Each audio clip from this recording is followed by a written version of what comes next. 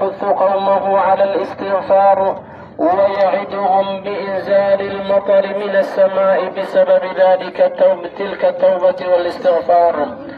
ويا قوم استغفروا ربكم ثم توبوا إليه يرسل السماء عليكم مدرارا ويزدكم قوة إلى قوتكم ولا تتولوا مجرمين.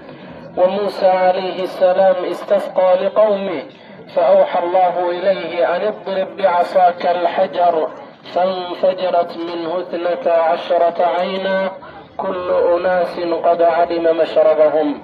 ونبينا محمد صلى الله عليه وآله وسلم أرشدنا إلى التوبة والاستغفار لطلب الماء والرحمة من السماء، وقد وعد الله ذلك: ولو أن أهل القرى آمنوا واتقوا لفتحنا عليهم